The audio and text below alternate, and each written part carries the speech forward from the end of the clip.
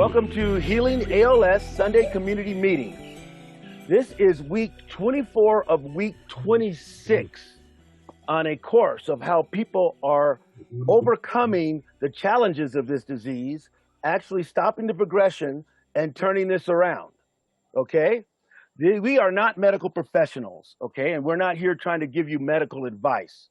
But what we are doing is giving you the experience of what we had of well over 30 pals who have not just reversed this disease, but we actually visit them, interviewed them, visit their homes, saw what modalities they were doing, all the different supplements they were taking, and how each of them took their own path to healing.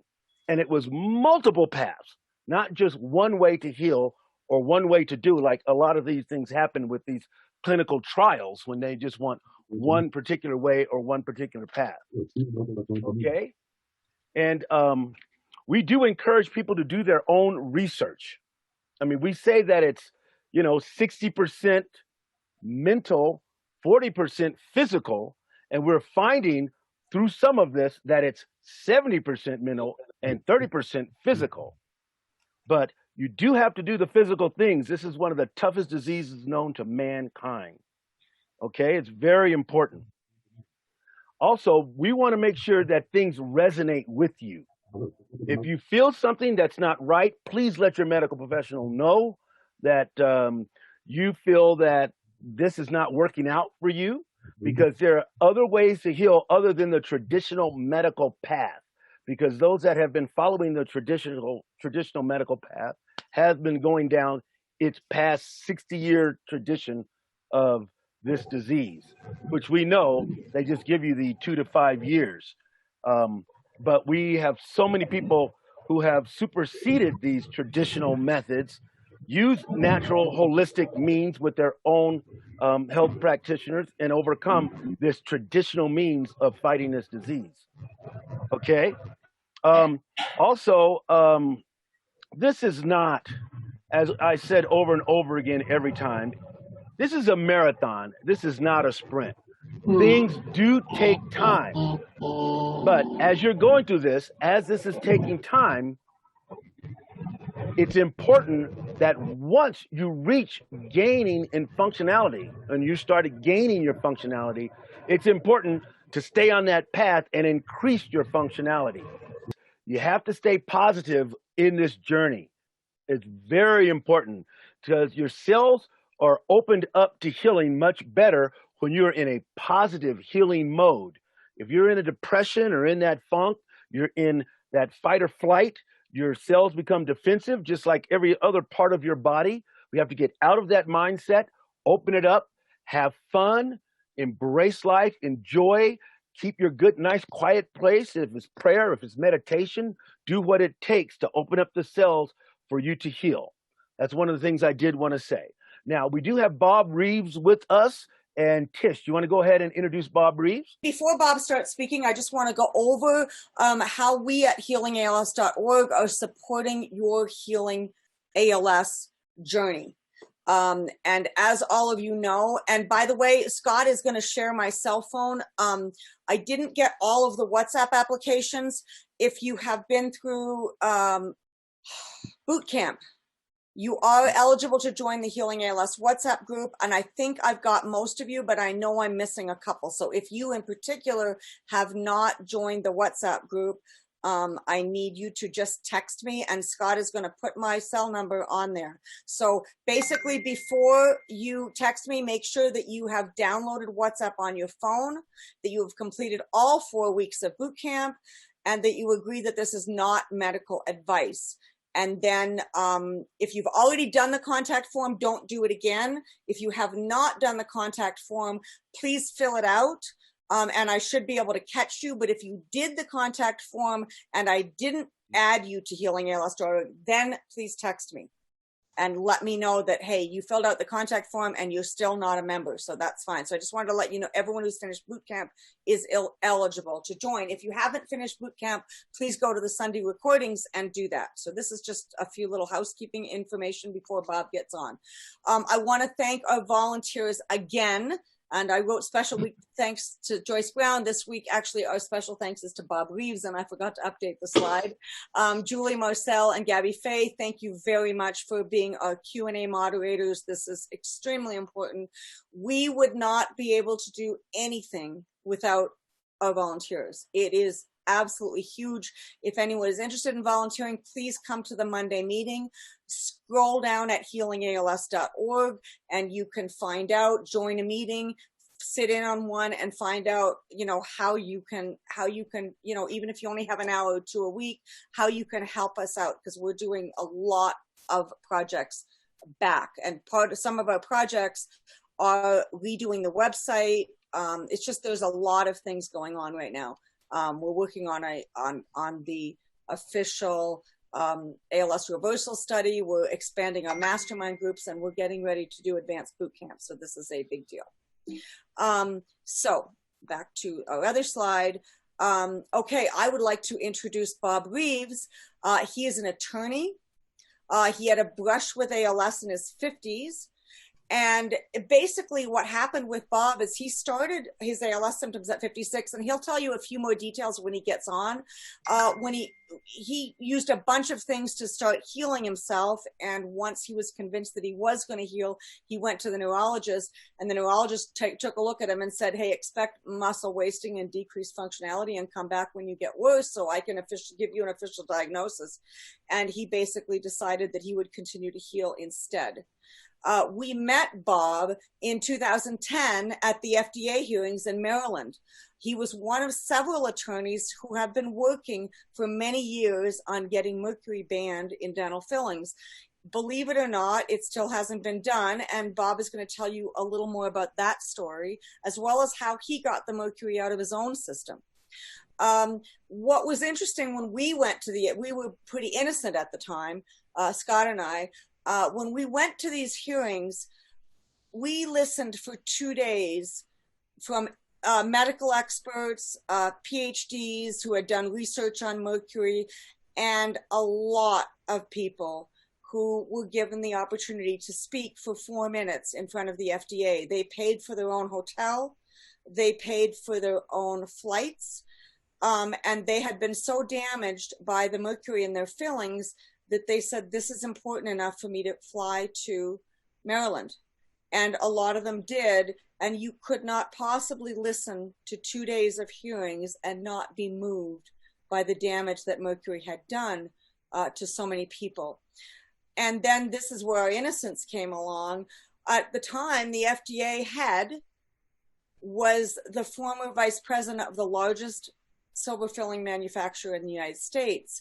She did not recuse herself before these hearings. She actually waited until, I don't know, just before I think 6 months later, she finally recused herself. She should have never been on the head of this board. She should have recused herself before it even started. Also on the panel, again, we were very innocent. You're wondering why mercury fillings haven't been banned. I can only give you the 2010 reason. 13 of the 15 people on the panel were dentists. They weren't medical professionals. They weren't doctors. And if they voted wrong, they would have gotten kicked out of the American Dental Association, whose official stance is that there's nothing wrong with mercury fillings. So they weren't exactly an unbiased panel.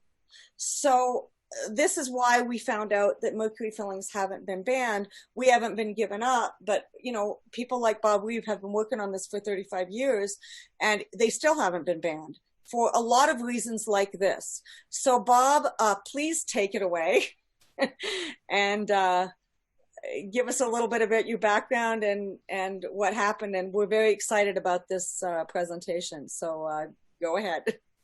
Well, I was born a long time ago. And I graduated from law school. The next year after I graduated, I worked as clerk for the Supreme Court of Kentucky for a year. And then I got really sick, and that's really what started me on a path towards health.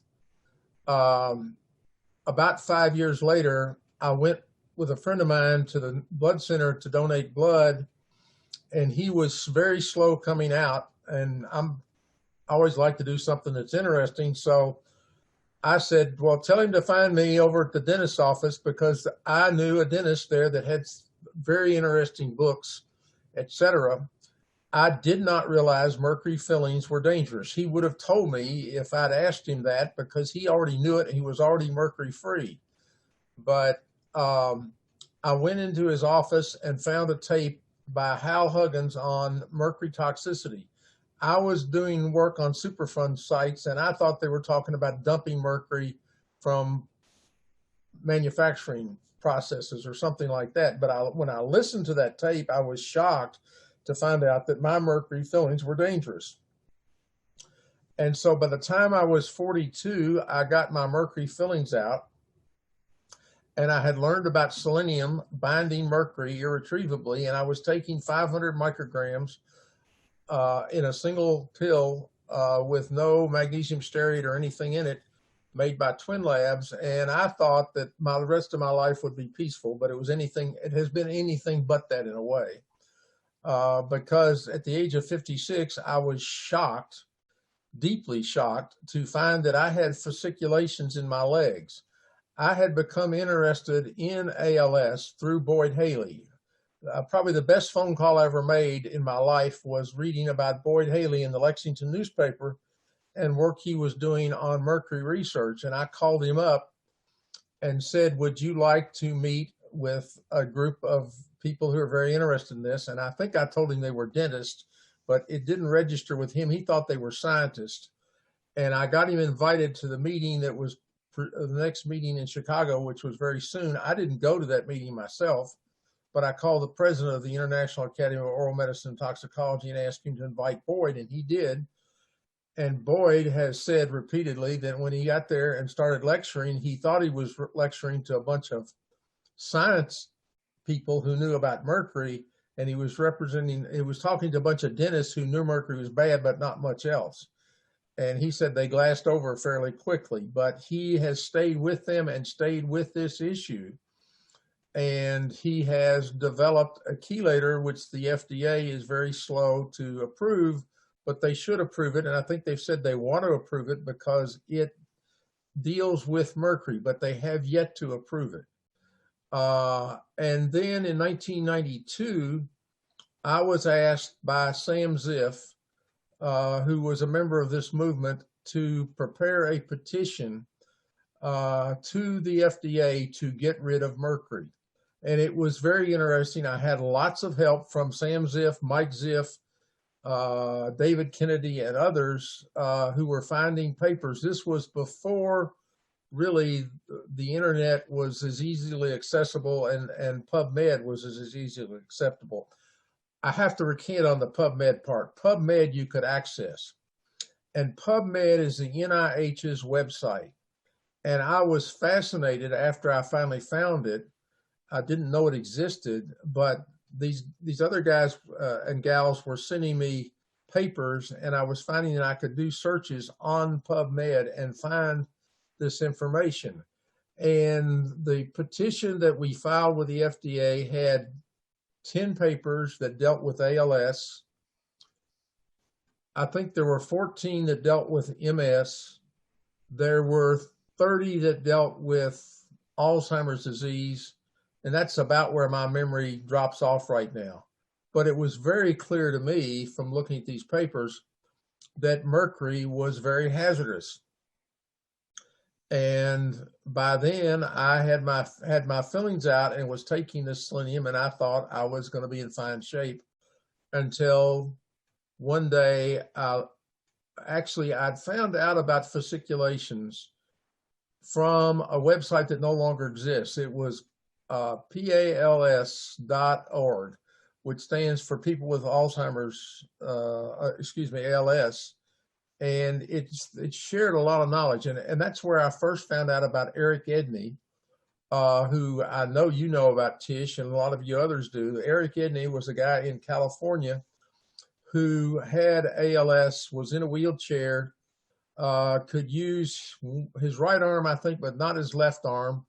And I got hold of him by telephone and found him fascinating. And he also had posted on the the PALS, website, Eric Edney, I don't remember the title of it right now, but he had a series of explanations about the course that he took to recover from ALS. And he started on that course when he was 65, more or less. And Tish, you can tell everybody how old he was when he died. I think it was 23 years later, wasn't it? Yeah, he died at 85 of a stroke and a heart attack.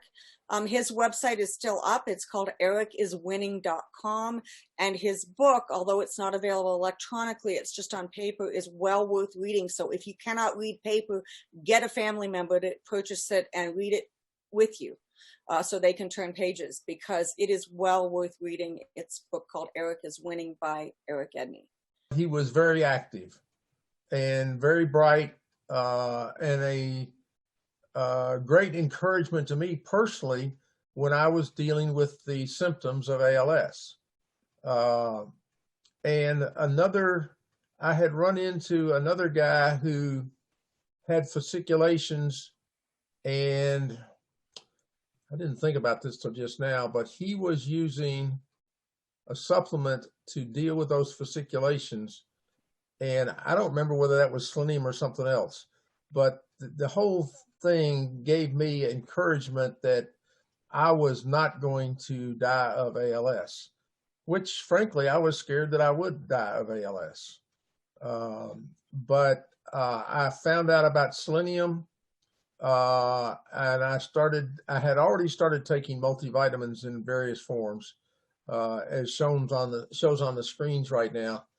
But also during that period of time, or actually before I developed the symptoms, I just thought that it would be really easy to get rid of mercury. How naive could I be? I contacted some of the U.S. senators' offices and told them that this stuff was dangerous and it needed to be banned from dental fillings, and it needed to be banned as a preservative in vaccines, etc. And they said, "Oh, you don't know what you're talking about. The FDA knows it's safe." And I gave up. I mean, they weren't interested in anything that had to do with science about all of this. But I stayed interested in the issue and tried to help people when I could. And I also, this is a more recent story, but I had a friend who had ALS that I tried to help. He ignored a lot of my advice, and his doctor told me later that he had told him, this particular individual, that what I had suggested to him in terms of general health, not dealing with ALS, but being healthy, was what he should be focusing on. But he wanted to get another opinion from the Mayo Clinic about whether or not he had ALS. I'm not sure why he wanted it. I asked him that, and he didn't have a particularly good answer as far as I was concerned. But I went into PubMed and looked under mercury, did a search under mercury and ALS. And for any of you that are interested in this, as far as I know, you can still do it. You can go into your computer and in a search bar or a search engine, put in PubMed, PUBMED, and it will take you to the NIH website. And you can do searches there, and you can put in, for instance, ALS and mercury, which is what I did for this friend. And at that time, instead of just the 10 studies I had found when I started out in 1992, and this was 2-3 years ago, so fairly recent, but at that point in time, there were 75 papers that connected. I think I've got that right, 75, but a whole lot more papers that connected ALS to mercury exposure. I went to the 2006 and 2010 hearings, and at the 2006 hearing, I was saddened and shocked to meet a woman whose ApoE was 4.4.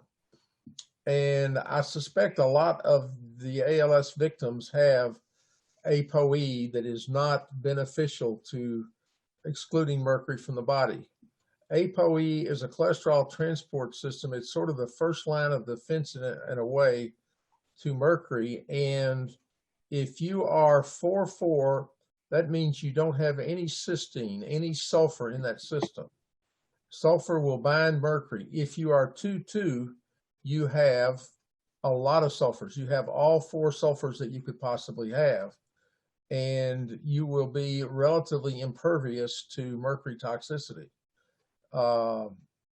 Dave Kennedy, who's one of the early founders of the IOMT, and I used to laugh about his father in a way. Dave's father was a mercury packing dentist. He placed mercury fillings for 43 years before Dave. Dave was also a dentist, and Dave figured out that mercury was toxic and had quit by that time, and his father had retired.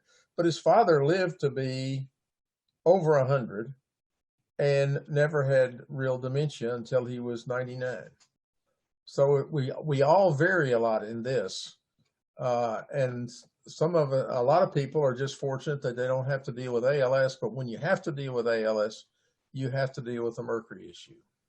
Yeah, so if any of you have gotten your genetics tested, if you have an ApoE44, you actually have a 90% chance of getting Alzheimer's disease. And the reason I find that's interesting is because what about the 10% who don't get it? I believe the 10% who don't get it are because of lifestyle changes that Bob is going to talk about now, but basically either eliminating mercury or detoxing mercury or whatever. Just because you have 4-4 doesn't mean you're going to get ALS or Alzheimer's or anything else, because there are things that you can do. I think that's really an important piece of it. And some of those people probably never got exposed to mercury. They don't eat tuna fish. They don't eat swordfish. They don't have mercury fillings. I had the misfortune to have a dentist place a bunch of mercury fillings in my teeth. I've got all my teeth but 2, and those were mercury fillings. There were mercury fillings placed in those teeth that destroyed so much of the tooth structure, the tooth just crumbled. It wasn't that mercury is a horrible filling material as far as I'm concerned. It gives no support to the tooth in which the filling is put. It doesn't have any glue-like connection, and to some extent you get that with the white composite. You get a much better support, and you don't get any mercury. There are still dentists who place mercury fillings. There are still dental insurance companies, and frankly, Tish, you ought to remind me about this. We need to put those dental insurance companies on notice that they're potentially liable for the requiring the dentist to place mercury fillings if they want to have the cheaper rate. Yeah, and they still do that today, because when I got my last filling in, they said it was going to cost me $100 more to get the white filling because my insurance company only covered the amalgams and wouldn't pay the extra for the white filling. So I had to pay the extra for the white filling, but I thought that was very interesting that even today, this was last year, I couldn't believe it. Well, we need to write a letter, send it return receipt, and inform their legal counsel and their officers that they are going to potentially be liable for the damage that's caused to their insured for that filling that you got and others get.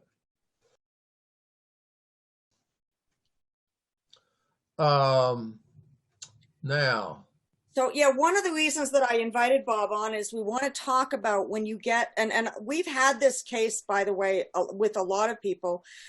We know a ton of people that never got bad enough to be diagnosed officially with ALS, which is really interesting because if people do nothing, inevitably everyone who contacts us eventually is diagnosed. It might take 18 months or 2 years, but there have been dozens of people who have contacted us that said, I want to start this right now. They said, we're probable ALS, but they can't give me a definite diagnosis until I get worse.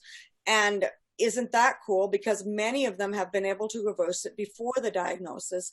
And unfortunately, the people that do nothing call us again and say, I wish I'd listened to you 18 months ago because now I have a diagnosis and I wish I'd done all this stuff a year ago. or 18 months ago or 2 years ago. So this is why we're having Bob on, because he was able to really get rid of his ALS symptoms with these things that he's going to talk about now. So we have them in a certain order. So Bob, why don't you go ahead and start talking about selenium? Dave Kennedy, who I've mentioned already twice, is a retired dentist who lives in California. He practiced in the San Diego area. And he's got a photographic memory of almost everything that ever happened. And he told me, and I wish I had done something about it the minute he told me about a man named Gerhard Schrauzer, whose name's on the screen right now. Gerhard Schrauzer was a European who came to the University of California in San Diego as a PhD researcher and researched selenium. And he was deceased by the time I took the time, got interested in really talking to him. And that was my fault, nobody else's. Because he didn't die till he was like 84, 86 years old. But there's a lot on the internet. If you do a search for his name, at least there was when I did a lot there, and I think it's still there. And one of the things he talked about was how selenium binds mercury and makes it basically inert. Now, there's another paper that was written more recently about that. I think it is a journal. I know it's the Journal of Alzheimer's Disease, and I think it's 1980. And there are a series of authors. But in that paper, one of the authors wrote a section on selenium and explained how selenium binds mercury to the minus 51st power. Now, I know a good bit of math, but I don't know what the minus 51st power means, but I do know one thing it does. It says that it binds it extremely tightly because you're multiplying 2 times 2 times 2 times 2 times 2, and you get a very, very strong binding. When I found out that I had problems, I started taking 2,000 micrograms of selenium. I also took other things to deal with the mercury. One of those was taking sweat baths on a regular basis, because sweating is one of the ways we eliminate mercury. And progressively, my symptoms got better and better, less and less. And eventually, I went to a neurologist, and I think Tish already said this, perhaps, but the neurologist said I didn't have muscle wasting yet, and so I didn't have a diagnosis, but to come back when I had muscle wasting. And I said, oh, I didn't come here to get ALS. I didn't come here to get muscle wasting, and I don't intend to be back. But if I get it, I'll come back and see you. And I never did, because I never got muscle wasting. Why didn't I get muscle wasting? Well, I can't treat anybody but myself, but I can do anything for myself that I want to. That's not practicing medicine. If I tell Tish that she should take X, Y, or Z, I may be accused of practicing medicine, but I don't tell other people what they should do. But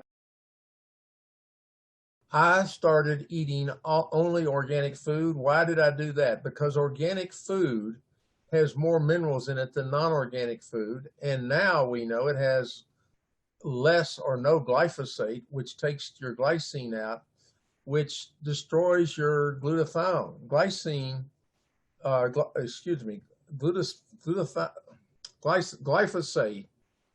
destroys the glycine. Glycine is critical to making glutathione. And so if you eat fast food, you are eating the cheapest wheat they can get. It's wheat that they harvest with glyphosate. It's wheat that they use glyphosate as a weed killer. And you are probably lowering your glutathione. Now, I'm not enough of a PhD scientist to say that, but to me, it made sense to eat an all-organic diet, and I still do that to this day.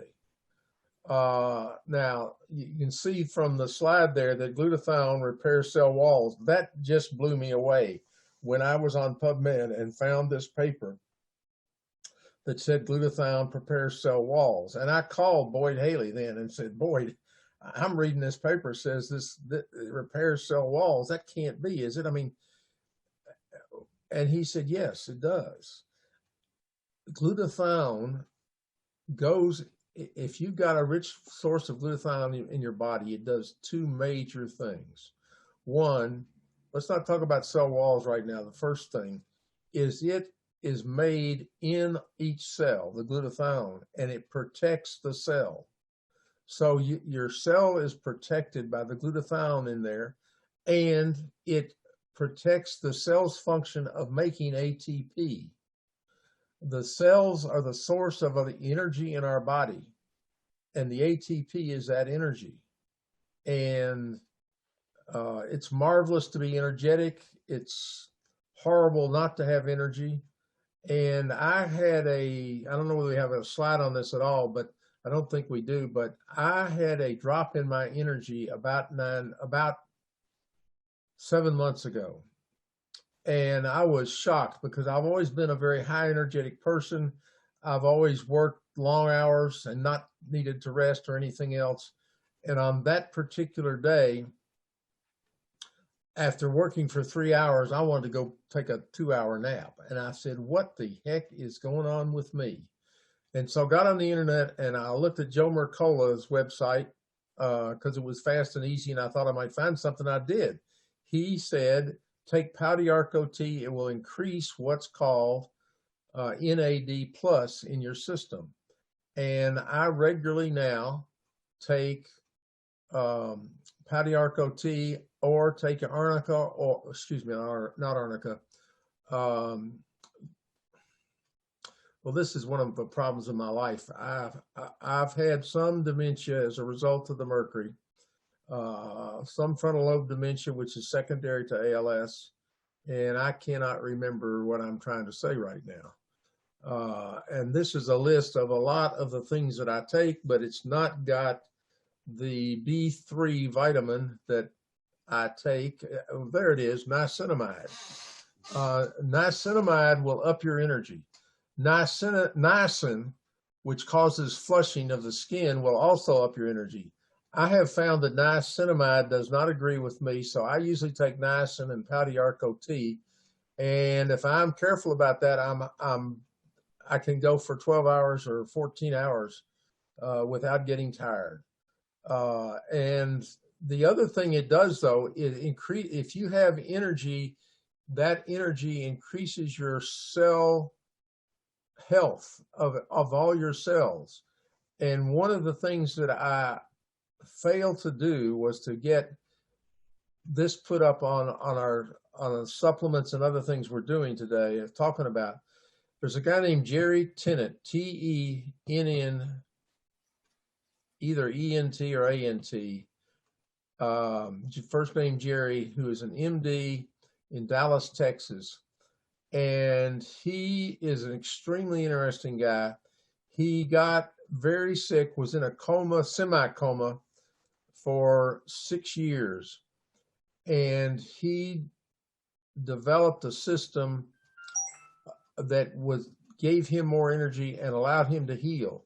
And what he did was he raised the pH of his body by taking at first baking soda, and then I think he learned other methods of that.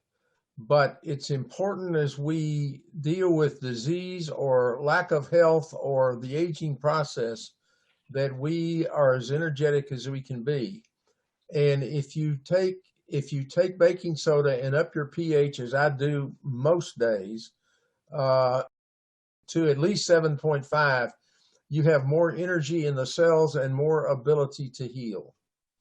And I would suggest that you go on to YouTube or elsewhere and look for Jerry Tennant, MD, and you will find some of this information in much more detail than I'm explaining to you here. Now, there are other things on here, and we could discuss all these. Trish, I don't know how we're doing as to time, and whether you Okay, want me to we're talk okay about. with time, but I want to actually go back. I want to actually make sure we got through everything that we prepared today. So we've already spoken about selenium, and that was pretty clear. But if we could just go through the sulfur slides and just kind of make sure that we've covered everything, that would be really great. Well, when mercury goes into your body, this is not medical advice. This is scientific confirmation. You can do a search on Google and you can learn this. And I hope I've got my statements right here, but mercury has a valence of 2+. Now that's chemistry.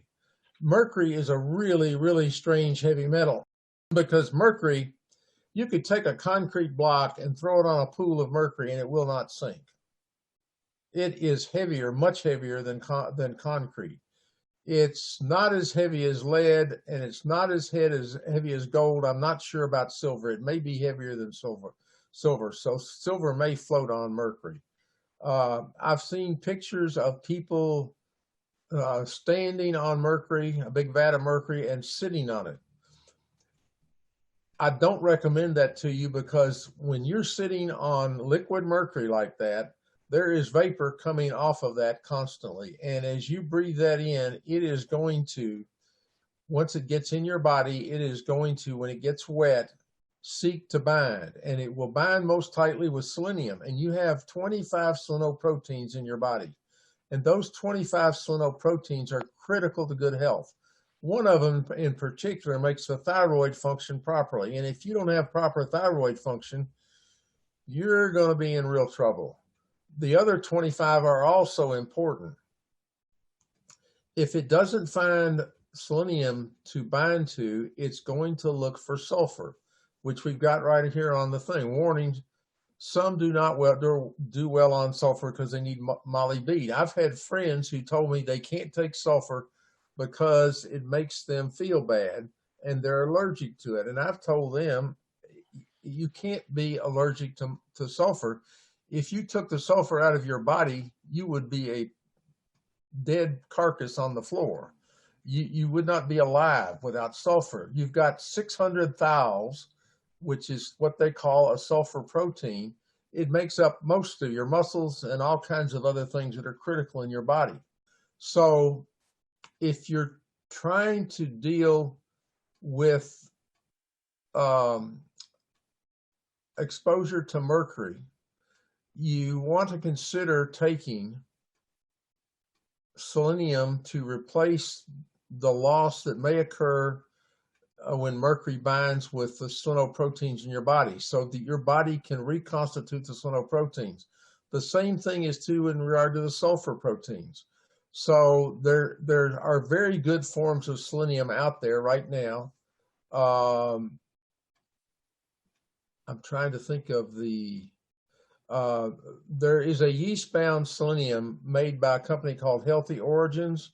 There are other yeast-bounds also. I always try to eliminate the other ingredients they use as flow agents. So I take it from Healthy Origins because it has nothing else. It's a very small capsule. It's the smallest capsule I've ever seen of anything. It's very inexpensive. It's $7 for 120, or is it 180? I don't remember, of these pills. And it's at $7, it's pennies for one pill. And that, I take that now because I've been so successful in regaining my health. I don't take a whole lot of selenium. I take 2 of those pills, which is 400 micrograms, which is the amount recommended by the National Institutes of Health as the amount of, they say you should not take more than 400 micrograms. Now, that's short-sighted. If you've got a lot of exposure to mercury or other things, you may need to take a lot more than that, but you should consult your doctor about that. It's got it on here. The Institute of Medicine says 400 micrograms on a daily basis. Now, my doctor does tests with LabCorp, and LabCorp has a test for selenium toxicity. I'm not saying this of my own accord. But Gerhard Schrauser says nobody has ever died of selenium toxicity. You can't, and I think he says you can't kill a person with selenium. And he's deceased now. I have to remind you of that. So can you talk about MSM a little bit? Like you've taken MSM for years. Yeah, You well, took MSM for the 7 years after your fasciculation started. no, I didn't take them at first because I didn't know about it. Really, I didn't know you needed that much. I didn't know that part of the chemistry with the muscles. But then a friend of mine from California called me up, and she said, "I want you to call this guy up because he's a health advisor." And I called him, and he said, "You should be taking MSM because that's a readily available organic form of." And when I say organic, this is a different kind of organic. It's not like it's grown organic in a potato patch. This is an organic chemical, so it has natural affinity for the body. And the body readily utilizes it. So I try to take a teaspoon of that every day, and I have found it helps me. Whether it'll help somebody else, I can't say. I don't know. Now, So Terry, the only thing we didn't talk about on this slide is Terry Walls, just to let you know, she recommends 3 cups of high sulfur vegetables a day. And one of the things she doesn't mention in her book, she has healed from ALS. She was in a wheelchair with MS. MS. She was in a wheelchair for 9 years, but as part of her healing, she also got her mercury silver fillings removed. So, and I wrote filling, I mean, there should be an S on there. As part of her healing. So it wasn't just the high sulfur diet that helped her on the Walls protocol, and she's at terrywalls.com. It was also that she also had her fillings removed. So we can't just ignore that. Why don't you talk a little bit about OSR, since that's the next. I don't want to miss any slides before we finish. Okay, well, I just want to say before we go to OSR that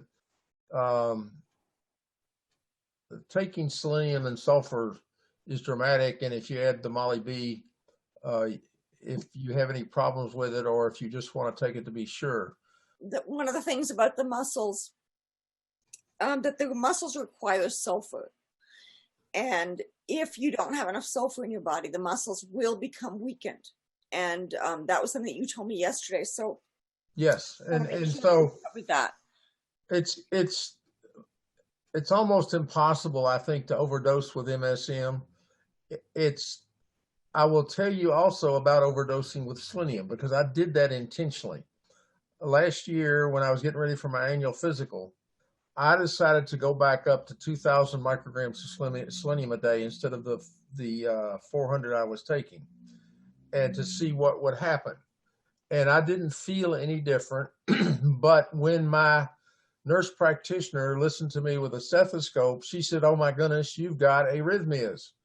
And she went running off to get an EKG machine, and I took my pulse, and my pulse was a steady 60 beats a minute, like it has always been, except for one major difference. It had 9-second pauses, which kind of unnerved me a little bit. And so I quit taking selenium immediately, and within 2 to 3 weeks, my pulse was totally back to normal. To me, that proves that selenium toxicity, that's another thing that adds to what Gerhard Schrauser says about it's not very toxic. And I unfortunately, most unfortunately, doctors, for the most part, don't understand mercury.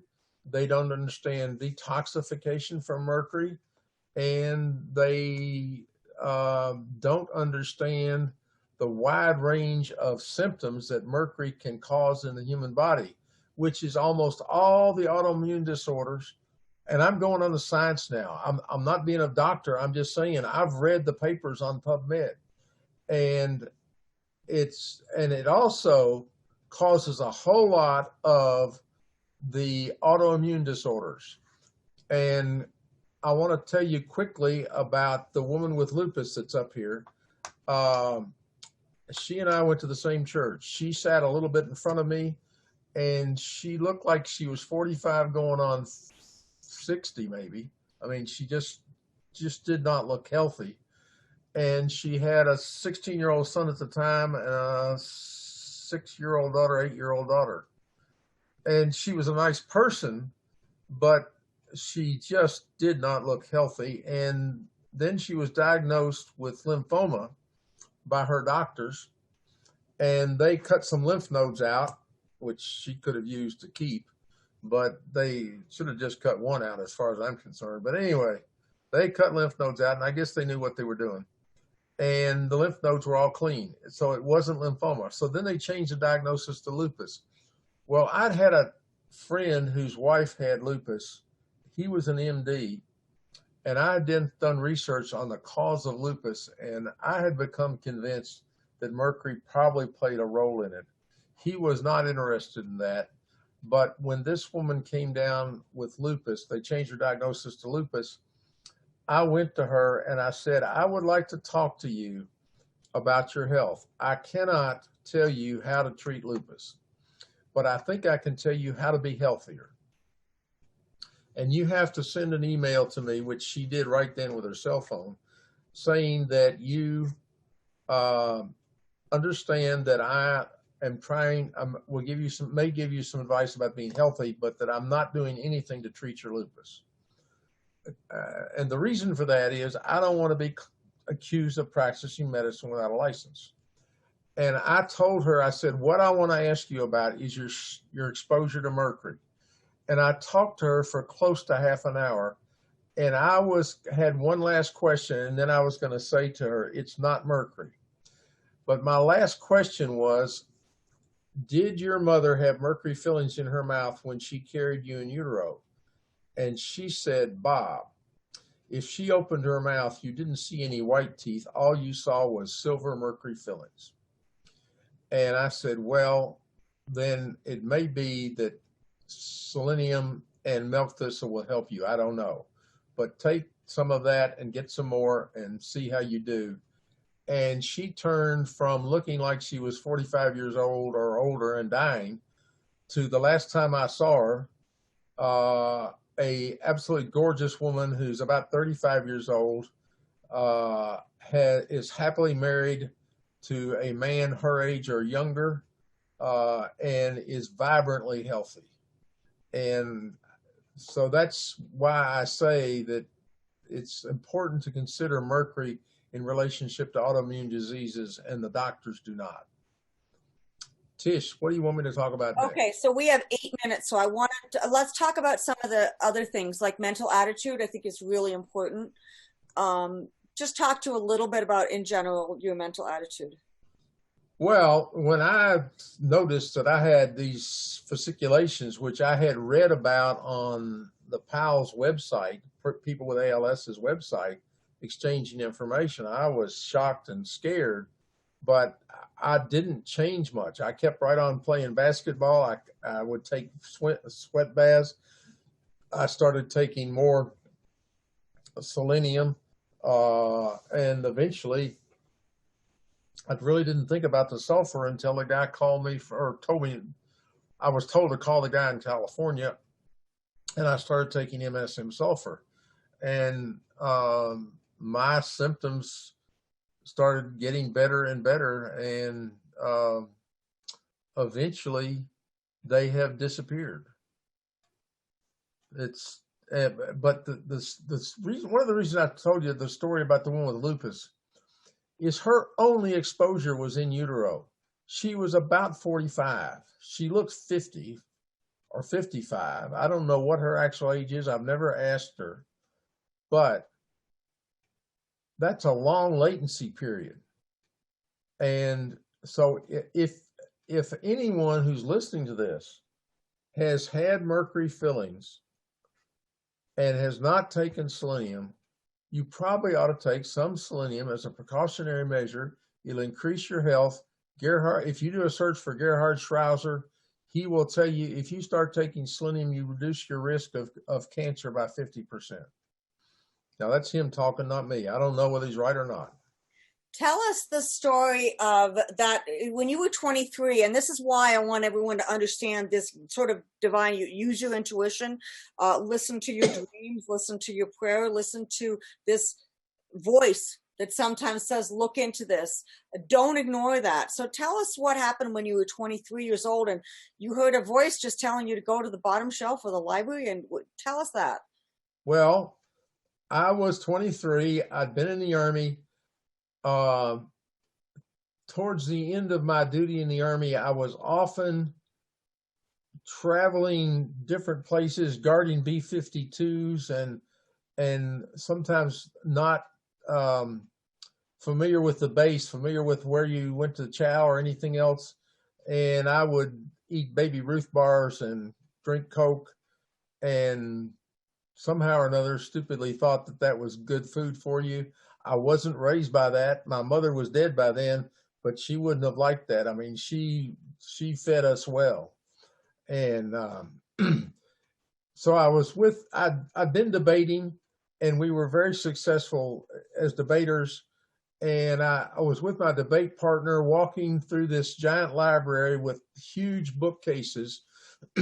And I heard this voice tell me, there's a book I want you to read on the bottom shelf of these books, and it's the fifth one from the end. And to me, it was like the Holy Spirit in action. I can't describe it any other way. And I got down there, my debate partner saying, come on, we're going down to the other section of this library. And I said, wait a minute, there's a book I got to read. And I counted over 5 books, and without looking at what it said, I pulled it off the shelf and walked down the hall. And then I looked at the title, and it was Body, Mind, and Sugar by Abraham and Pizzette. Abraham was a diabetic doctor at Mount Sinai Hospital, and Pizzette was a medical writer, and they collaborated this book. I read it that night and it was absolutely fascinating, and it lead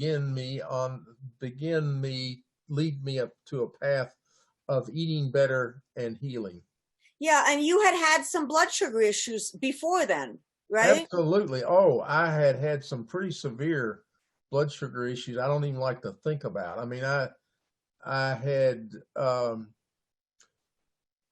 I guess part of the story starts when we were down at Fort Jackson, my entire battalion, I don't know if it was the entire battalion or just the company, but we were riot control specialists, supposedly. You don't want to get in a riot. I talked to some guys who were with our sister outfit in New Jersey, and they were in some riots, and they said it was horrible. I mean, there were people throwing bricks at them and all kinds of things going on. But so we were down at Fort Jackson waiting for Martin Luther King to give his "I Have a Dream" speech in Washington, D.C. And why were we there? Because they could airlift us to Washington, D.C. in 45 minutes if they needed us there.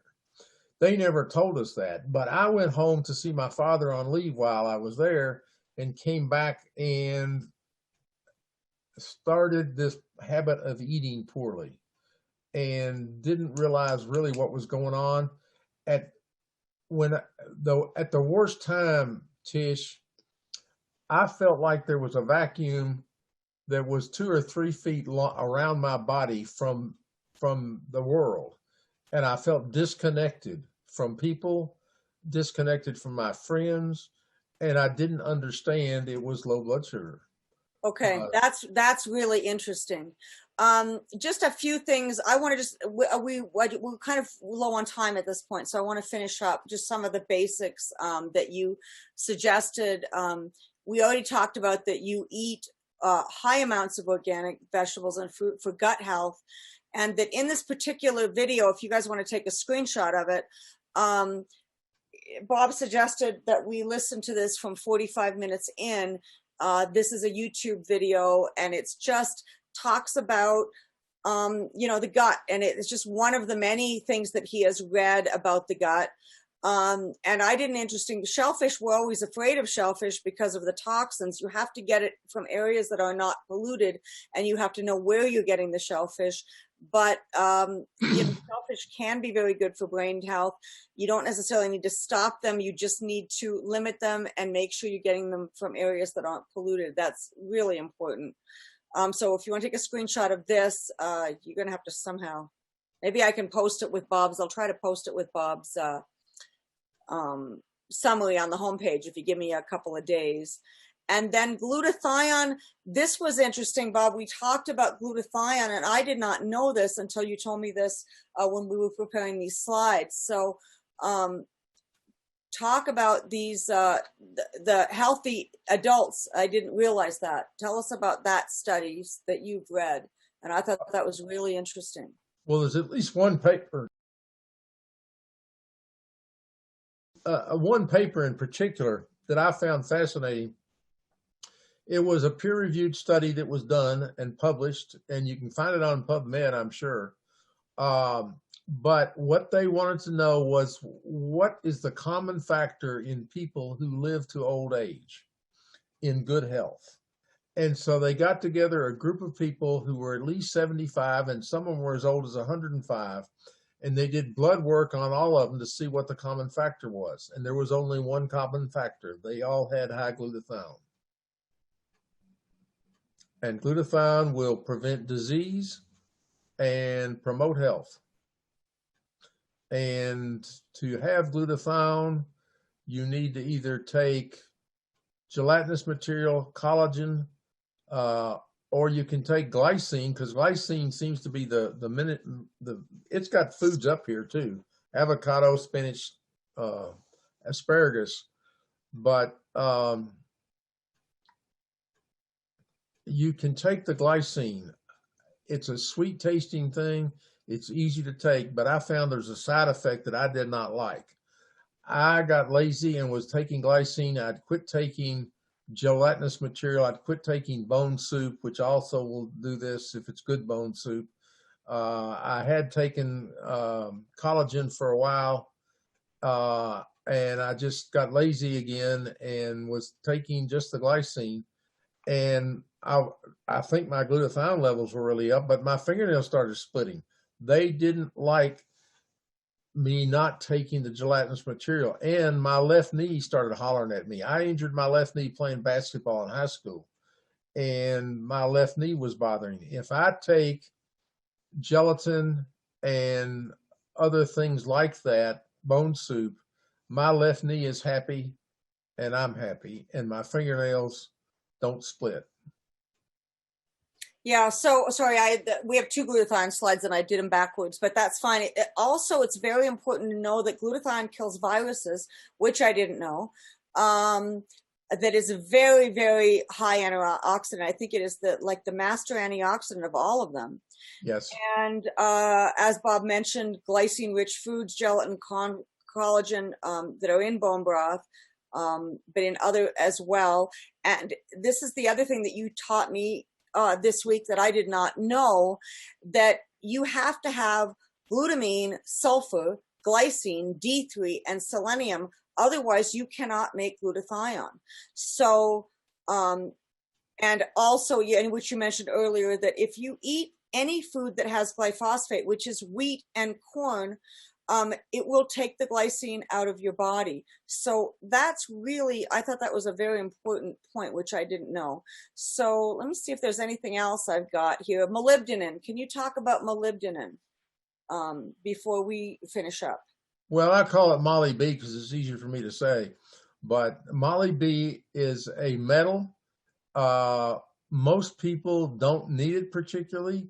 But if you have trouble with sulfur, you need to take it. I've had two friends, I may have mentioned this earlier, who told me they couldn't take sulfur. They were allergic to it. And I said, you're not allergic to it. You need a catalyst, which is called Molly B or molybdenum, and you won't have any kind of reaction to taking sulfur again.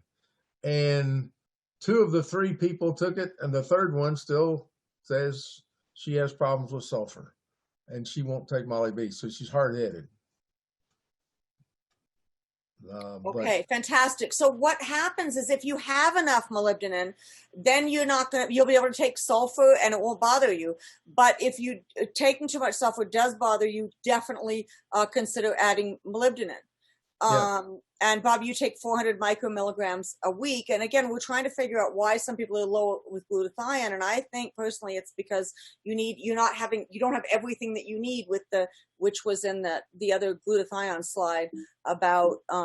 But let me say this: most people have almost enough glutamine because glutamine is in protein. Now, I have to admit, as we get older, we tend to not pay enough attention to what we eat and to eat easy stuff. And a lot of people get in nursing homes because they don't eat enough protein, they don't exercise enough, they don't eat enough vegetables, and they don't have what they need. But if you eat enough protein, you'll have enough glutamine. Okay. Yes, that's a good point. So absolutely. Let me see if there's anything else. A couple of things. The only thing we haven't covered yet is this OSR.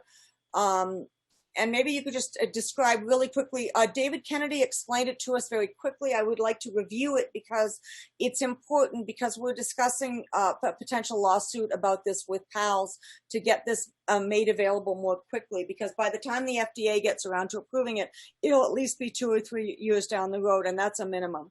So why don't you explain exactly how the OSR works and why we're in the process of fighting to get this legalized?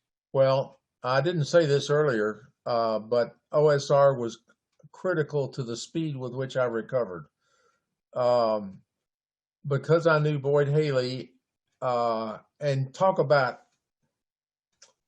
coincidence. My daughter says coincidences are when God wants to be anonymous.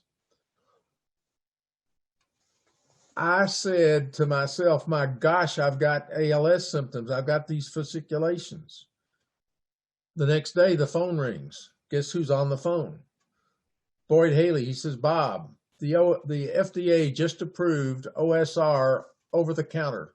You can have all you want. That made a huge difference in my recovery. I'm not sure I would have recovered without that. Even though, having said that, I think if a person has symptoms of ALS and wants to treat themselves, or wants to ask their doctor about taking high doses of sulfur and high doses of selenium, I think that's a reasonable way to deal with the symptoms. But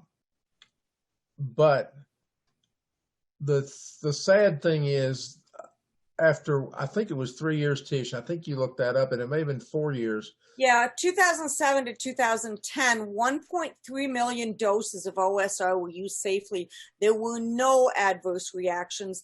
And suddenly, and this is what we've had, and again, we're talking about the FDA, who are in bed with the pharmaceutical companies, and anything that works well, and we've noticed this over the last 10 years, when things work that are totally natural and safe start working well, the FDA tends to ban them.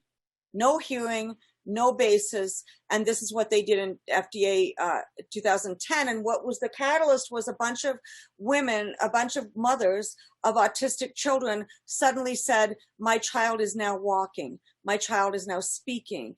And this is what happened.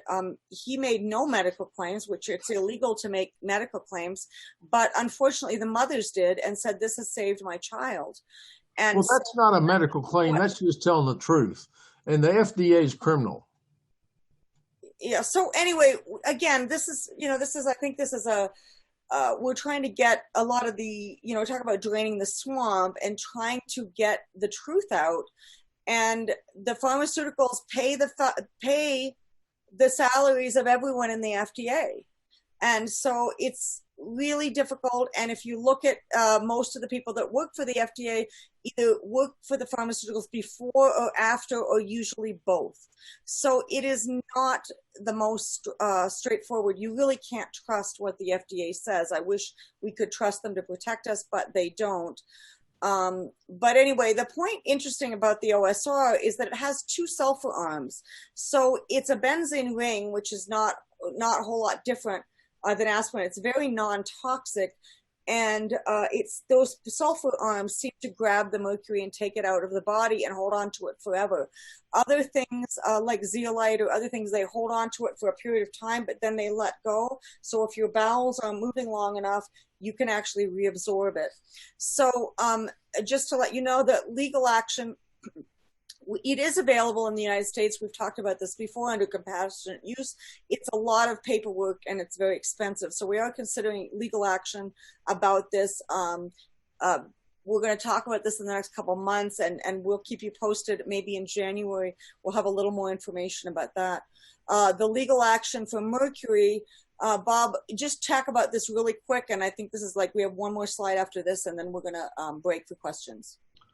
Well, we filed suits against the FDA to ban mercury, and I don't really want to go into the history of it because to me, it's a sad history of lawyers not doing quite what they should have done. And I could probably be blamed for some of that, but I thought they had very clear instructions as to what they were going to do, and it didn't happen. So I don't know what to say, but I think the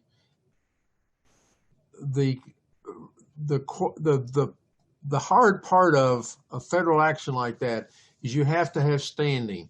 In order to have standing, you have to have someone, for instance, who has mercury fillings in their mouth, but wants to get rid of them, but still has them there, and is either going to have to expend money to do it or going to continue to be exposed. That person has what's called federal standing. And I've got one friend who meets that category right now, and maybe we'll file it again. Okay, so anyway, yeah, that's it. So we're going to keep you, we were talking about the MS twins. So if you happen to live in Illinois, please email me through the contact form, or text me is probably even better. Scott gave you my cell number, but please go ahead and do that just so that we can see if we can add some ALS people to this MS suit. So we can talk about that. And I think that's about it. The big thing, I want to just kind of talk about, we didn't talk about sleep, but Bob has said he didn't used to do this, but now he sleeps 7 to 9 hours a night and goes to bed at the same time every night, which is very, very important. We talked a little bit about his diet. So we can talk about, I think that's it. Every single supplement that Bob takes in this supplement, there's a reason for it. And if you don't know the reason why you are taking your supplements, as every single supplement, consider cutting back and understanding, okay, which ones do I absolutely want to take, which ones have meaning, and take those basic ones that you know about, and then slowly add the other ones back and notice the difference in your body. So Bob has obviously been working from this since he was 35 years old, and he's now 78, but he knows why he's taking each one of these. And I think that's the most important thing. Like the latest one, he's still working on, by the way, he takes manganese because for him, magnesium doesn't seem to help. He's met others with exactly the same issue. For some reason, 95% of the population seems to do very well with magnesium. And if Bob does not take manganese, it doesn't help. He also does take magnesium, but this manganese seems to be a big issue for him. So I don't know why. The yeast-bound selenium, it takes from a process called Epicor. So really quick, Bob, just tell us very quickly about how Epicor came into being and why you take it. Well, that's really not necessarily selenium. It is yeast, and so it may well have some selenium in it. But Epicor is a company that initially, it's a different company because they made a subsidiary company, but it was a animal feed company which still is in existence as far as I know in the Midwest. And they 5 years ago did a study of their employee health costs, of their health care costs for their 38 employees, approximately that. That's what I remember. And it was published nationwide, and I saved it at the time, and I can still got it in my computer. I was sort of astounded by this because the ones who worked in the yeast processing plant, part of the plant, where they breathed yeast dust, had no healthcare costs. The other 30 people had average healthcare costs, nothing out of the ordinary at all, not any real particular sickness, but they missed some days of work. They had some vitamins that are not vitamins, some prescription drugs that they took, etc. But these 8 had nothing, and that was the genesis of this. And it's Epicor is a yeast-bound product that I think will help with all health issues in many ways because it boosts the immune system.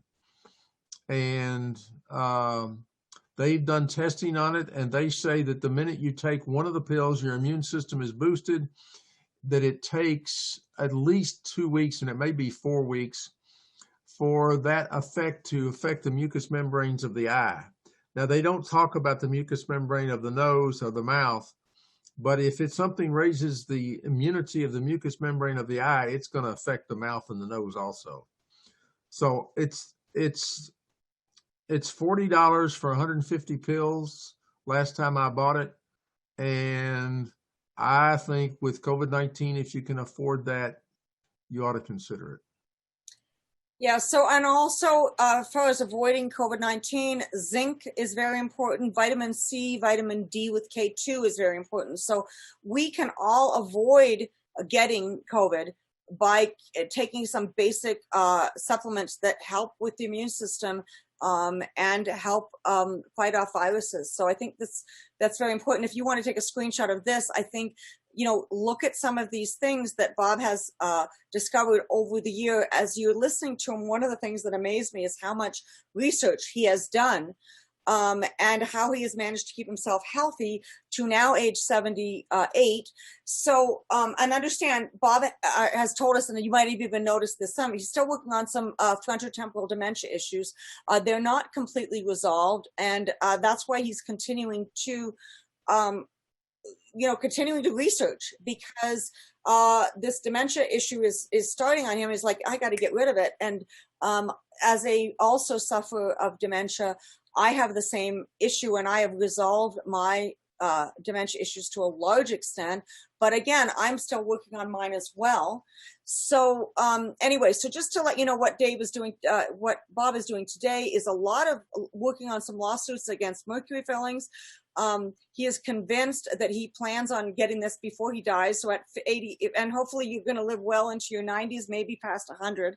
So you've got some time to work on this issue. So I think this is another thing that really is frustrating to me, that mercury fillings are still being used today. Children of the inner cities are forced to put them in because they're not covered, but white fillings are not covered by Medicaid, which is the most ridiculous thing I've heard, to put a child mercury in a child's mouth. So if anyone wants to work on this issue, please contact me or Bob, because we really need to get this fixed. I'm working mostly on ALS, but we're looking for volunteers who are willing to work on the mercury issue. Whatever you feel your purpose is, wherever you want to volunteer, I think is really important. And the other thing you told me, Bob, before we finish, if you had not done OSR, all these supplements, daily exercise, you believe that you would not be alive today. And I was actually surprised you still have minor fasciculations in your leg and still have some muscle cramping. Not very bad, but it's still, I do still have some of that. But I feel very fortunate to be as healthy as I am. I usually know what I want to say, but sometimes I'm at a loss to know where the word is and what the specific word is, or what the specific supplement is. I mean, talking with you, Tish, I've had to go get a bottle and tell you what Molly B was, molybdenum. I couldn't think of it at first, but I knew where the bottle was.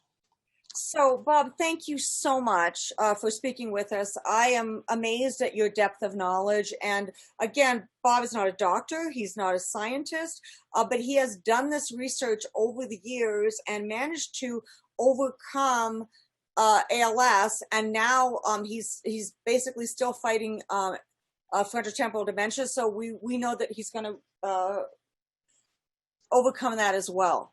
So, thank you so much. And we're going to do question and answer. So please, I'm going to stop share at the moment. And I want to thank you again, Bob, for being helpful. And if Marcel, wonderful to have your hand raised. I'm going to unmute you. There you go. So we can start our Q&A. And Marcel, why don't you kick it off because you're now unmuted. Marcel, just to let you know, we still can't hear you. It could be your volume issue. Okay. There we go. Can you hear me now? Yes, we can hear you now. Go ahead. Okay. So what dose of glutathione did you take is a question from Smita. I never, personally, if you're talking to me, Bob, Yes. Yeah. I Bob, never yes. took glutathione. What I take is the constituents of glutathione and rely on my body to make it, which is the cheapest way and the best way. You really want to make it within your cells. Okay. I'm not saying that there isn't some value in glutathione. I know one doctor who sells glutathione all over this country, but if you take glutathione as glutathione, your body's going to digest it, then it's going to have the constituents it needs to make it back into glutathione. Okay. It's more reasonable just to take the constituents, which the basic thing you need to take is take collagen or gelatin, to take D3. And in fact, to everybody, let me say this, Steve Gundry in the video that we referenced earlier in this talk, but didn't watch, but the URL is there, and it'll be there, I guess. Steve Gundry, who is a very interesting guy, he brags about his surgery and some other things, but he knows a whole lot about health. I understood a long time ago that he had a PhD in nutrition before he went to medical school. I haven't been able to verify that, but he talks in depth about the value of food and the value of supplements. I'm kind of embarrassed to see all the supplements I take, but he takes, I went back and looked at that video. He takes 100 supplements in the morning and 80 in the evening. And he says, I can't get all this stuff.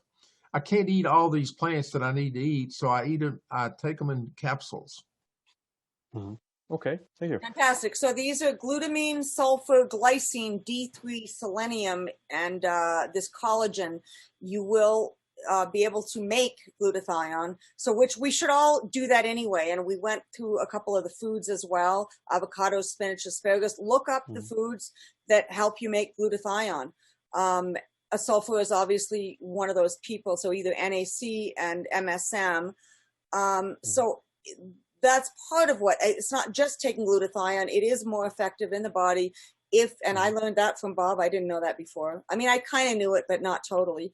ASEA increases glutathione production by 800% and also helps in cell communications. So that's another reason why some of the pals have felt an improvement with ASEA. So I'm going to stop my share now, but I did want to kind of get back to those two glutathione slides. Yeah, we need to check how we do it because we now have, I think, around 30 questions. Okay, Gabby Faye, why don't you?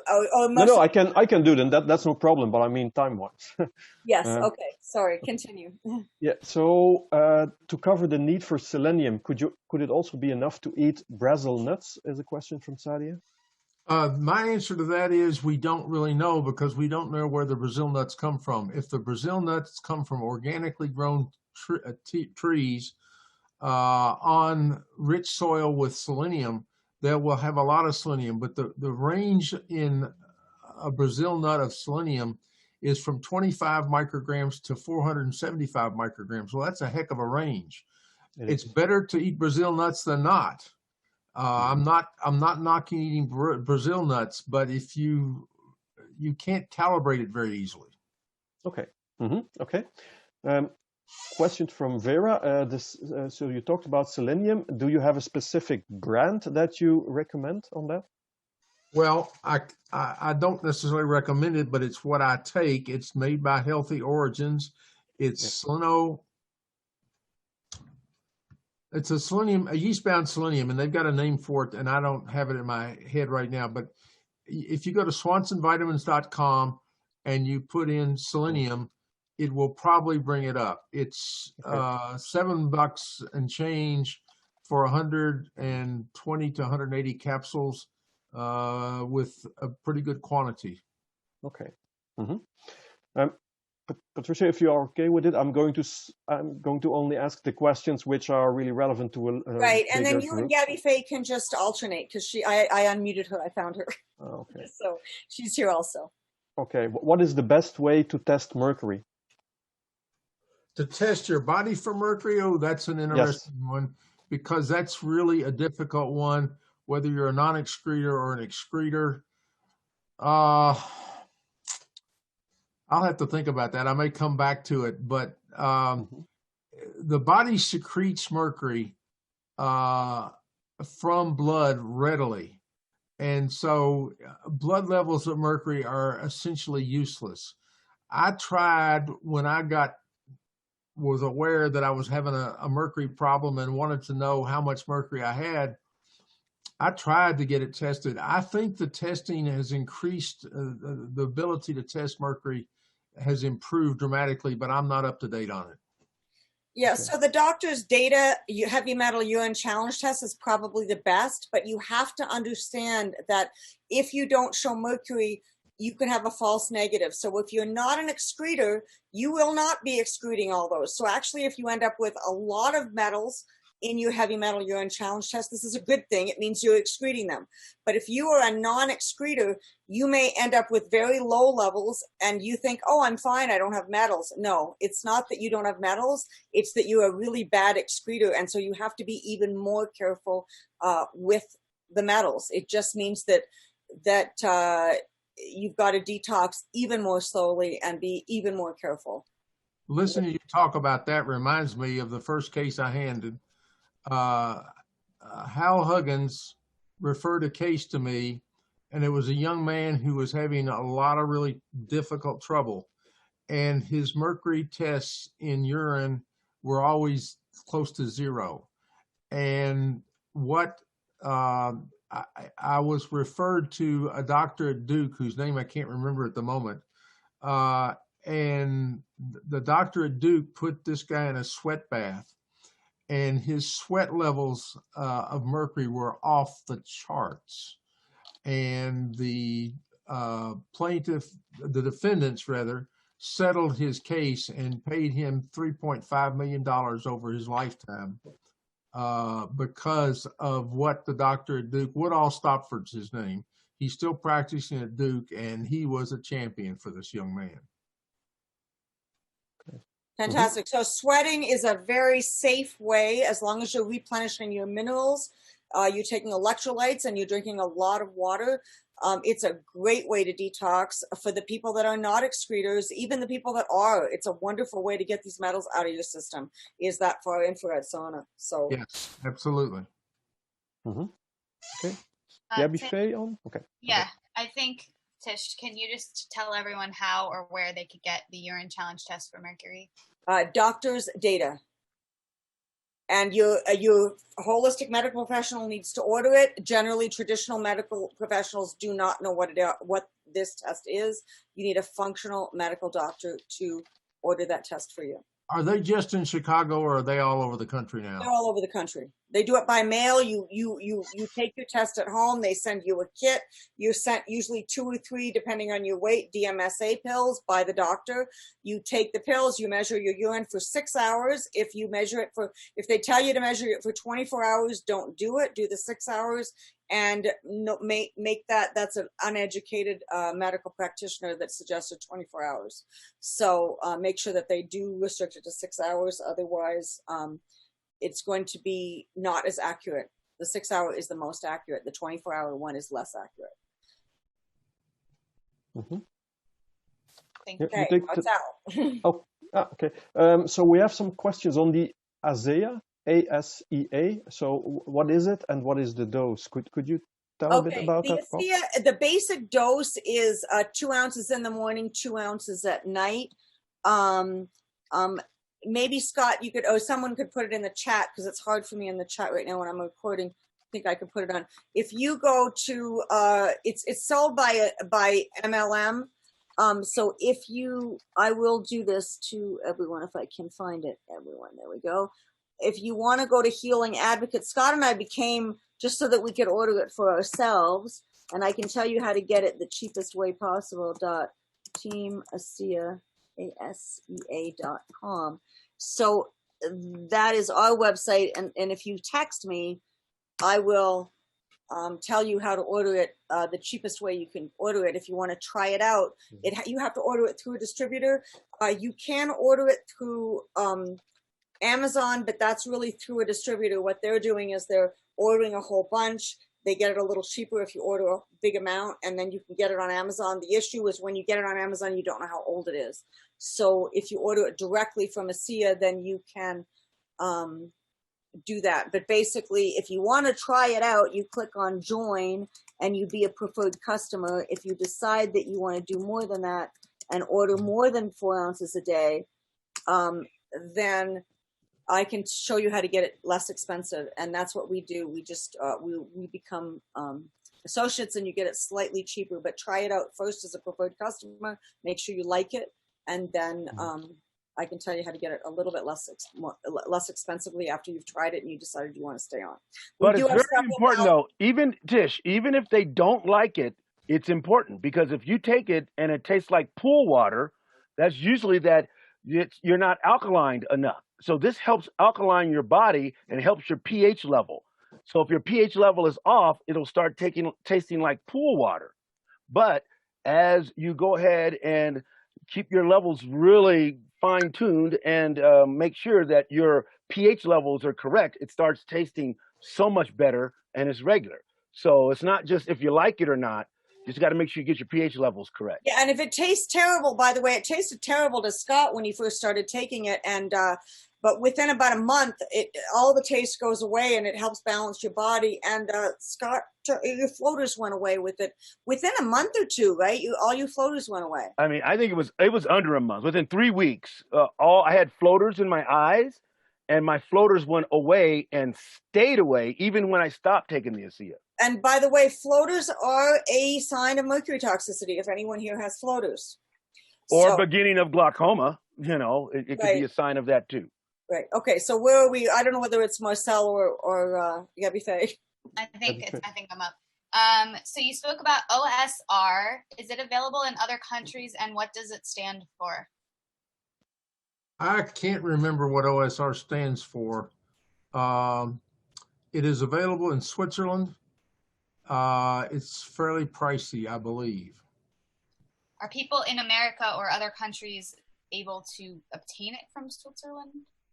Only under compassionate use. It's also called NBMI, and it's also called Amiramed. So the only way you can get it right now, and it'll take at least, they've spent millions, and this is what happens with a perfectly safe supplement that the FDA decides to get their hands on.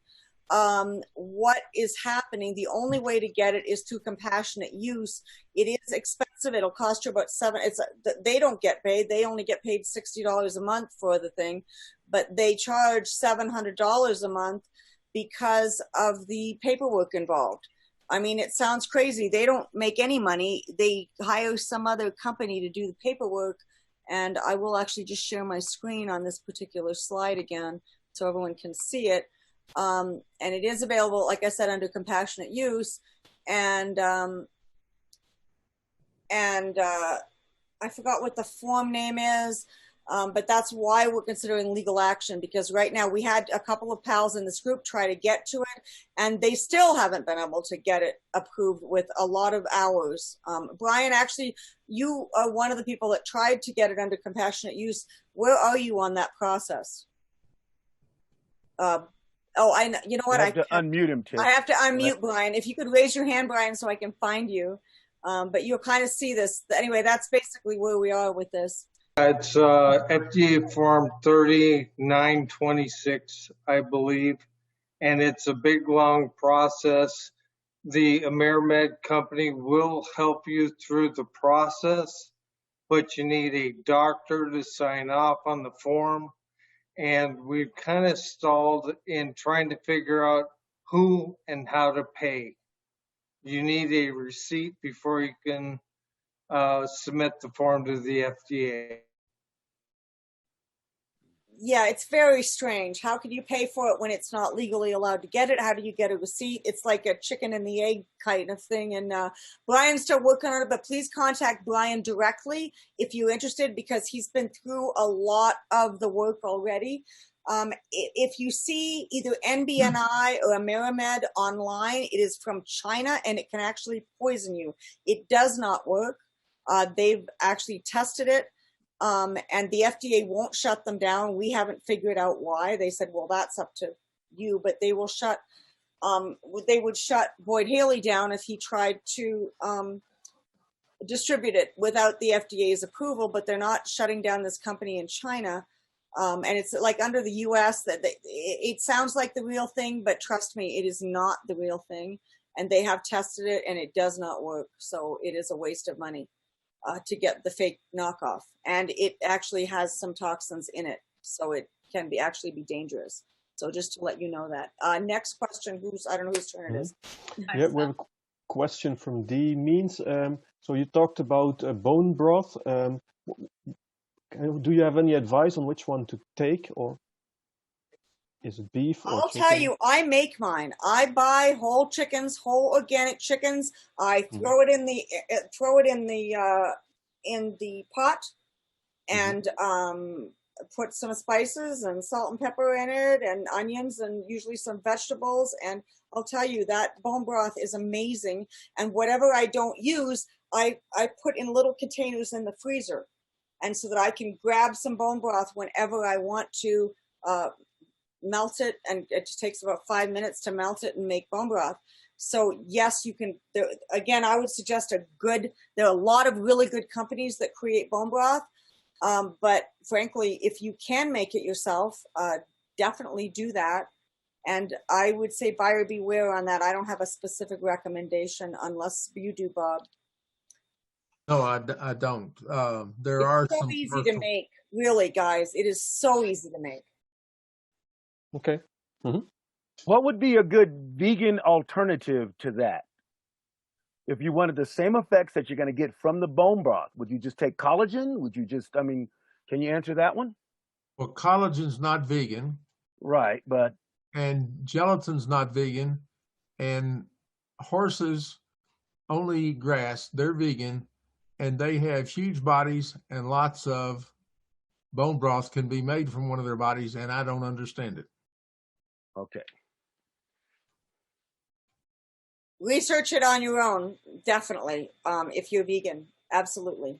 There are, absolutely, as Bob said, horses manage to do it. We humans hopefully can do it on a vegan diet. Check with Anthony William. He may have some suggestions as well in one of his books. Sadia asked, is OSR sold over the counter by a different name? No, it's not. And if they are saying it is a knockoff. It doesn't work and could be poison. That is the short answer to that question.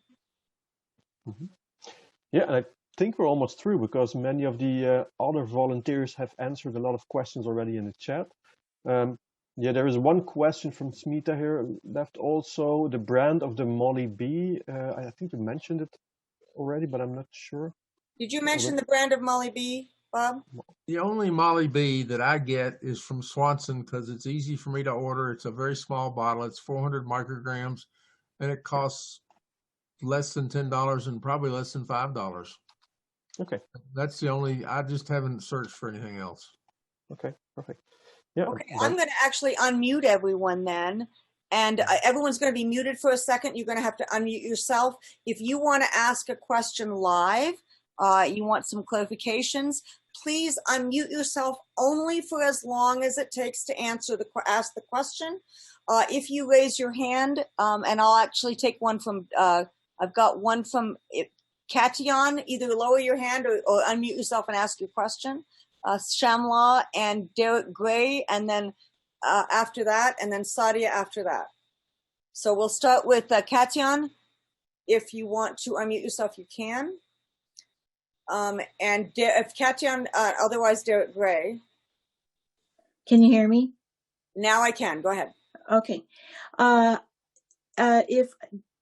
a non-excreter use colloidal silver?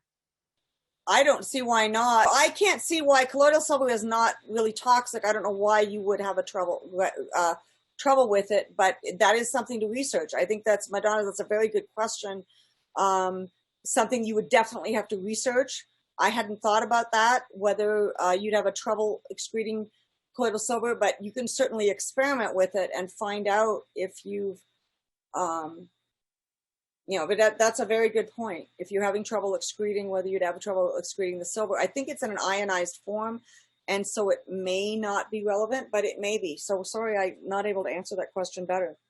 I've heard lots of people take colloidal silver, and I've never heard of anyone having a problem, but that doesn't mean you can't.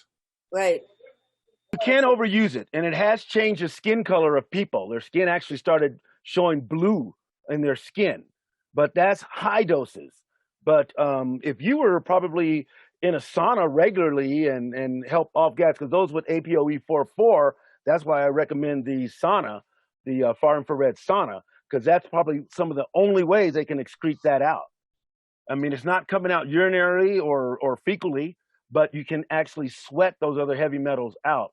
But if you have a way to detox by sweating and taking colloidal silver, I don't see any harm, but that's just my opinion. I have read, though, that colloidal silver is really meant for when you're sick. It's not meant to be taken every day for months and months and months.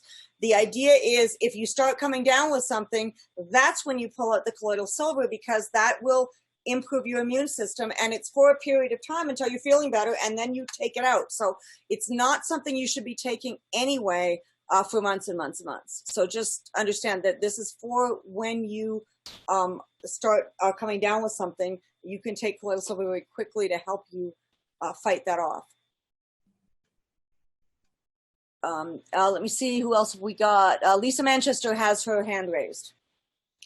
Why did you take the Poldiarco tea, or you still take it? Is it because of fungus, or what's the reason? The reason I take it is because it gives you energy. It apparently produces NAD+, which is an energy molecule. And it's been dramatic for me. I take 2 or 3 cups of Poldiarco tea every day, and I'm much more energetic, get much more done, much more focused.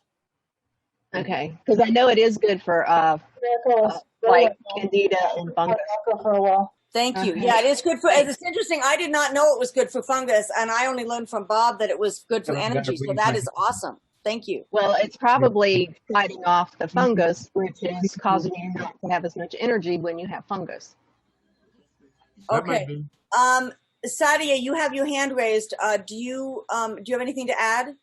Yeah, I actually wanted. Thank you for giving me the opportunity. Yeah, I have a question regarding the glutathione patch. I actually ordered, and I wanted to know if this is suggested or a consumption is better. And also, I don't know if a dosage was explained. I joined in later. I apologize for the glutathione.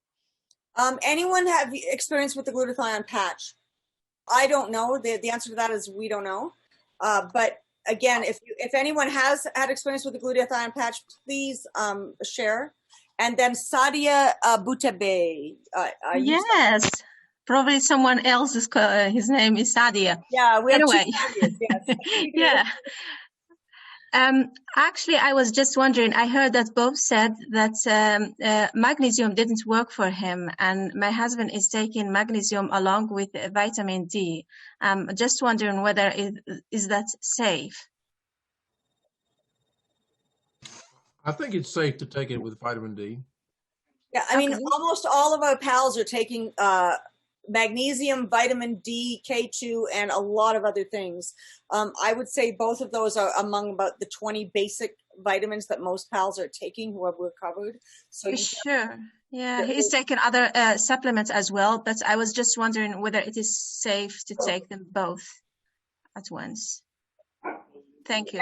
Almost every one of our reversals has taken both of those along with others. Okay, thank you. Can I ask a question, please? Absolutely. I wanted to know what is the best supplement to prevent muscle spasms, painful muscle spasms? Well, my answer to that would be it's to slowly reduce your mercury.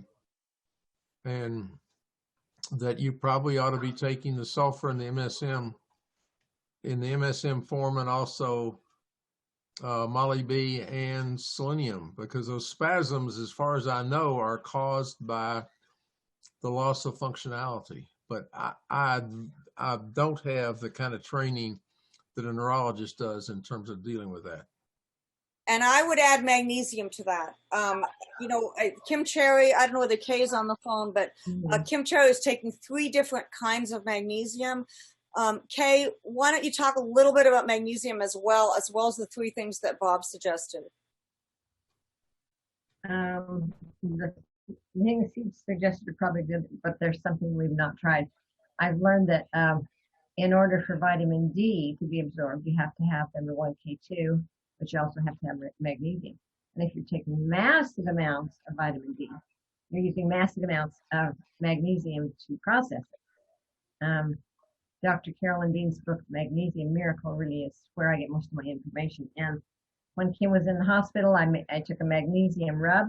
Every time he got muscle spasms, I wouldn't let him put him on fentanyl. I said, no, we're gonna do magnesium rub. And in 10 seconds, that cramping would go away. My magnesium rub recipe is on our website on the miscellaneous page. You can make it yourself. And I order all the ingredients. ALSwinners.com. And where is the magnesium recipe specifically? How do they find it? Under the miscellaneous tab. In the miscellaneous tab under ALSwinners.com. Mm-hmm. Thank you. Also, the Where Do I Start document, if you go to HealingALS.org, it says start here, and then you click on the Where Do I Start document. It shows some of the recommended forms of magnesium. Do not just take any magnesium. Please take Calm, Remag or Remite, and the other one that you recommend. Could you just repeat that again? The one it's Meg SRT by Jigsaw Health. Meg, Natural Calm will kind of keep your digestive system moving well, but it does not provide what your magnesium needs. Right. Dr. Dean says that's your second one. You found very helpful, right? Yes, because Jigsaw Health magnesium is magnesium malate. Our myelin sheath around our nerves and damage, it is restored by because they make malic acid, which makes glia cells, which makes myelin sheath. And if you've been on a statin drug, the statin drugs destroys your glia cells, so you don't have any glia cells to make new myelin sheath. Great. Okay, fantastic. Anyone else have, let me see, I have Tondalaya Swinson. Derek Gray, you still have you, say Tondalaya and Derek, I still see you both, there you go. Tondalaya first and then Derek second. We had a question about the brand of the tea that he uses. Padiarco tea, do you have the brand, Bob?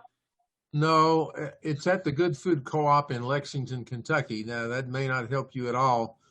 I think it's a bark off the Padiarco tea, and it's what I use has little bitty strips of it, and I try to make a fairly dark tea out of it by simmering it for quite a while, and it's very effective for me. But I can't answer beyond that. Okay. Okay. Thank you. Thank and you. Derek, go ahead. So, can you hear me? Yep. Okay. I want to just talk a little bit about OSR as far as I know. Now, I've been taking it off and on. My holistic dentist is Christopher Gazarian. Now, he's on these websites, these Mercury websites.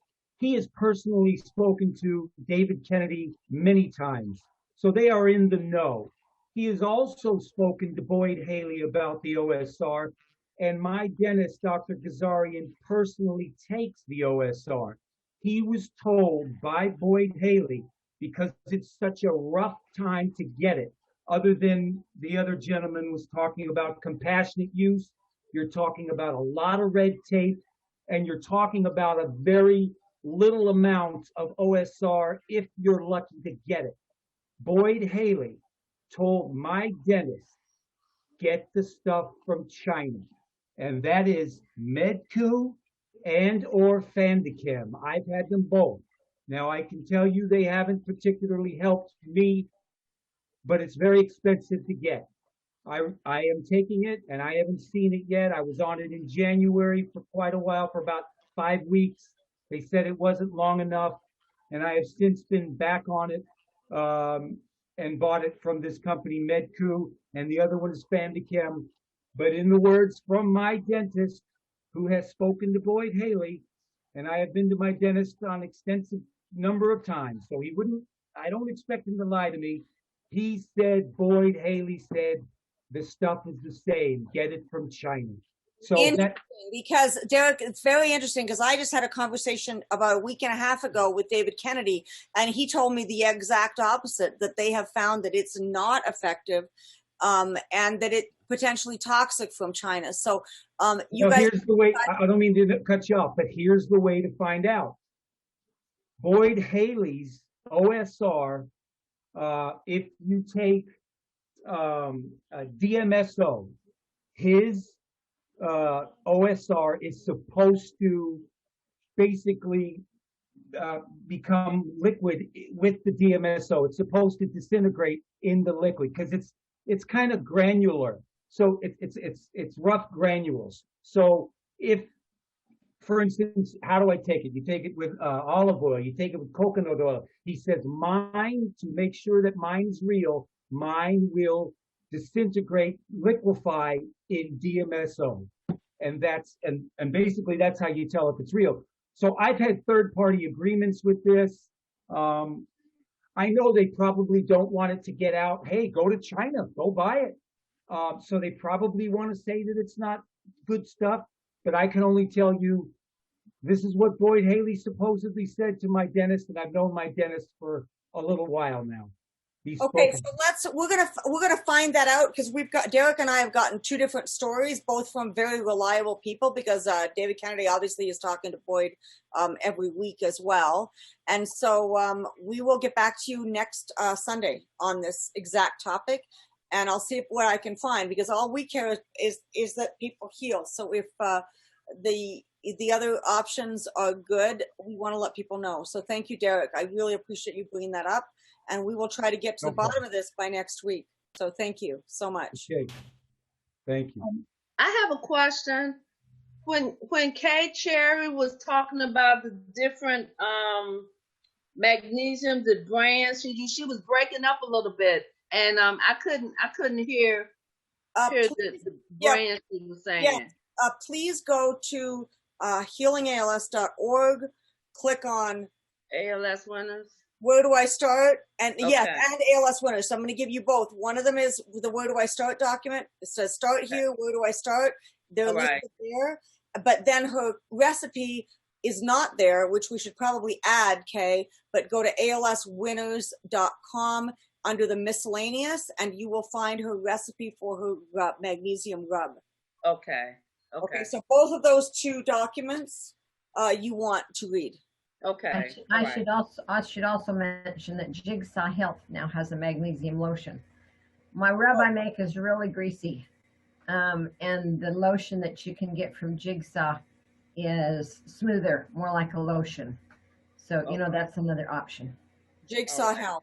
Jigsaw All right. Thank you. Thank you. Okay, we have a hard stop in 5 minutes, so if you can keep the questions going a little fast and quick, go right ahead. Go ahead and continue, Tish.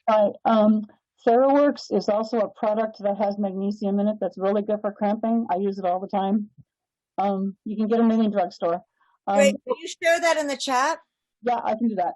But I also have a question. A couple of weeks ago, Robert had an event that really was rather frightening.